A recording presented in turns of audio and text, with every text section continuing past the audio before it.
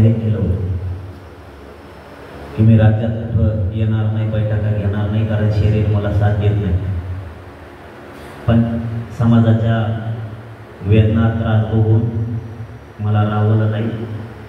जेवढं शक्य होईल तेवढं महिन्यात फिरतो असं म्हणून पूर्ण पश्चिम महाराष्ट्र घेतला.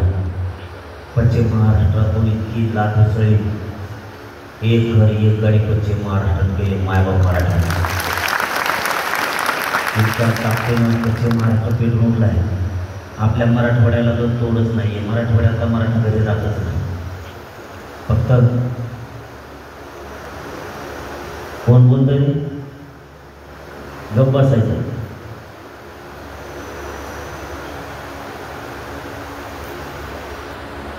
मराठवाड्यातल्या एकाही मराठ्याने घरी राहायचं. विदर्भ, खानदेश आरक्षण असं सुद्धा हे भावंड आपल्या मदतीला धावून येतात गाड्या.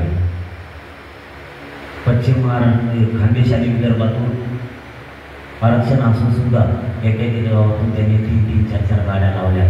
कौतुक करावं लागेल त्या बांधवाचं. आपल्या ज्यांच्या नोंदी सापडल्या त्यांनी सगळ्यात आधी मुंबईला यायची, आणि ज्यांच्या सापडल्या नाही त्यांनी त्यांच्याही 2 पावलं पुढं चालायचं. एकमेकाला साथ देऊन आपण आपली नोंद निघाली, आपल्याला प्रमाणपत्र मिळालं म्हणून घरात बसून करायचे. लक्षात ठेवा. मला जितकं शक्य आहे माझ्या जागेवर तुम्ही येऊन बघा, मग तुम्हाला वाटेल मी बोलतोय ते खरं आहे. मला जेवढी शक्य आहे तितकी मदत समाजाला मी करत राहतो. जिथं मला शक्य होत नाही तिथं नाही करता येत, पण जिथपर्यंत करता येते तिथपर्यंत पूर्ण क्षमतेनं करतो. अर्धवट साथ आवाज देत नाही. तुमच्या खांद्यावरती या आंदोलनाची जबाबदारी टाकून चालू आहे. तिथून पुढे आणखी गावाला गेलं ते वाटलं होतं आपल्याला आणखीन दौरा करता येईल, कारण विदर्भातून लई फोन येते आमच्याकडे पण बैठक लावायची. मला वाटत नाही आता की शक्य होईल म्हणून, कारण मला सकाळपासून सुद्धा घाम येतो. गारान पडलंय, त्यामुळे मला वाटतं मला दवाखाना लवकर संभाजीनगर किंवा जालन्याला जवळ करावं लागणार. तुमच्या खांद्यावरती या आंदोलनाची जबाबदारी. कोणी काटकसर करू नका, कोणी कारण सांगू नका. 2-2, 4-4 दिवस काम करायला समाजाचं किंवा तुमचं काय वाटोळ होणार, आणि 2-4 दिवस कामं पुढे तुमचं जर वाटोळ झालं तर होऊ द्या. माझ्या गोरगरिबांच्या करोडाच्या लेकरांचं तुमच्यामुळं कल्याण होईल. लक्षात ठेवा. त्यामुळे जितके वाहनं लावता येते, जितकी तुमची क्षमता आहे तितकीच ताकद एवढे वेळेस लावता, कारण ही अंतिम लढाई आहे. तिचा तुकडा पाडायचा, आणि तुम्हाला माझ्या शब्दावर भरोसा आहे. मी एखाद्या विषयाचा तुकडा पाडायचा म्हणला की पाडतो. हे मी समाजासमोर सिद्ध करून दिले आहे. मी जर एकदा म्हणलो मराठ्यांना ओबीसीत नेईन तर नेलंच. आपलेच लोक म्हणायचे ओबीसीतून मराठ्याला कवाच आरक्षण नाही मिळू शकत. ते आरक्षण तुमच्या डोळ्यात देखत तुम्हाला मिळालं.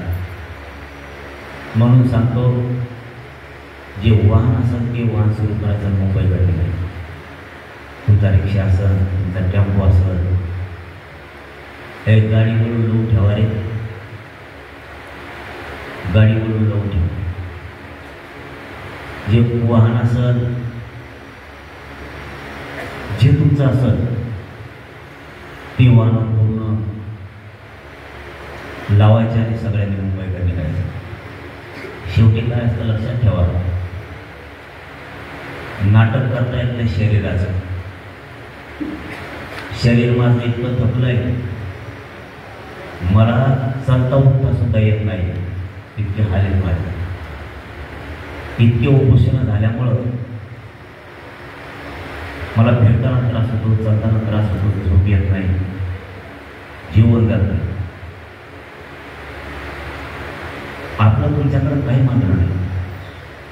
आपण कधी तुम्हाला काही मागणार सुद्धा 1 रुपयाला तुमच्याकडे हात लावणार नाही, पण समाज फक्त माझा हरवून देऊ नका एवढीच माझी तुम्हाला तुम्हाला तितक्या ताकदीनं मुंबईकडे येता येईल तितक्या ताकदीने नाही. एक घर एक गाडी करा, जे वर्ण असेल ते घ्या.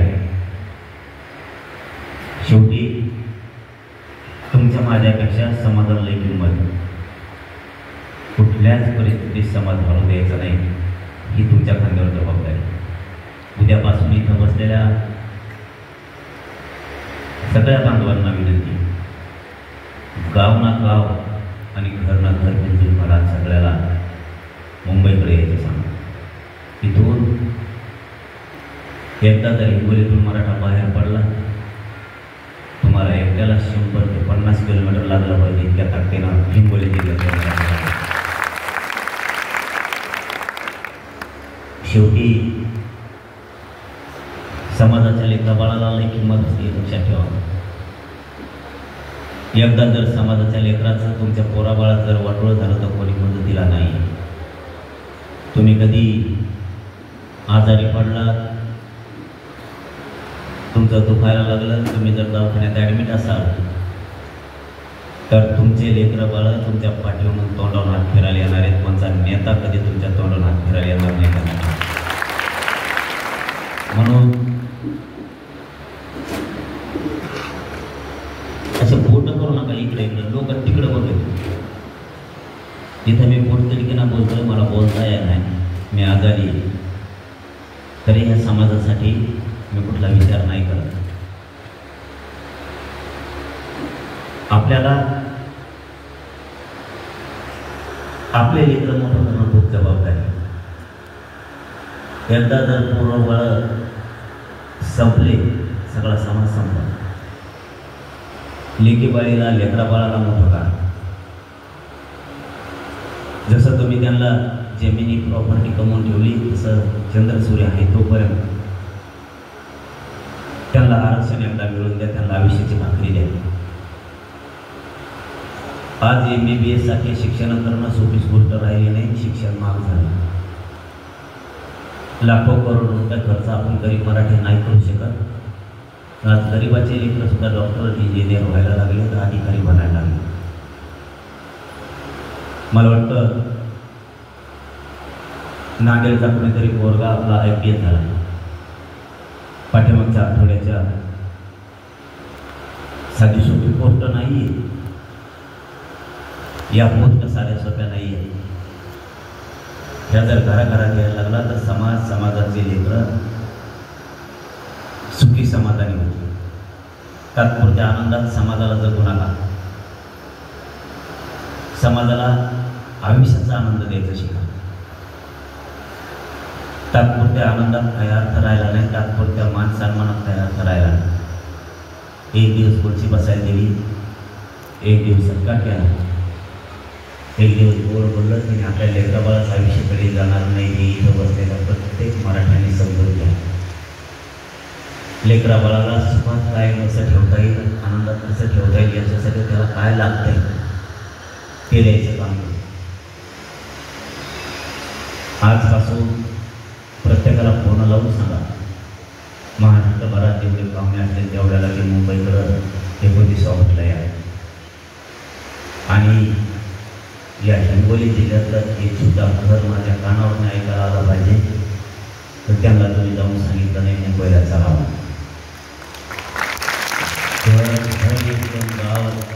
घर बिंदू काय, शेतात वाड्यावर रस्त्यावर जाऊन मराठ्यांना सांगा, गल्ल्यात घुसून सांगा, काही झालं तरी हरकत नाही, एवढ्या वेळेस मुंबईला जायचं म्हणजे जायचं. मग पाऊस असला तरी जायचं, नसला तरी पण जायचं. चर्चा मंत्र्यासोबत झाल्या तरी पण मुंबईला जायचं. आरक्षण दिलं तरी मुंबईला जायचं, नाही दिलं तरीही मुंबईला जायचं. याच्यावरती आपण सगळे पक्के आहोत. पुन्हा एकदा या महाराष्ट्रातल्या मराठा समाजाची आंदोलन यशस्वी करण्याची आणि सगळे मराठा मुंबईला गेल्याची तुमच्या खांद्यावरती जबाबदारी देतो.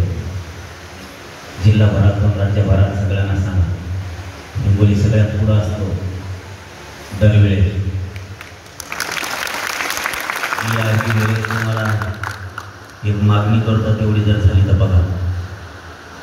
शक्य असेल तर करा, नाही शक्य झालं तर ठीक. स्वयंसेवक खूप लागणार आहे आणि हिंगोली त्यामध्ये टॉपला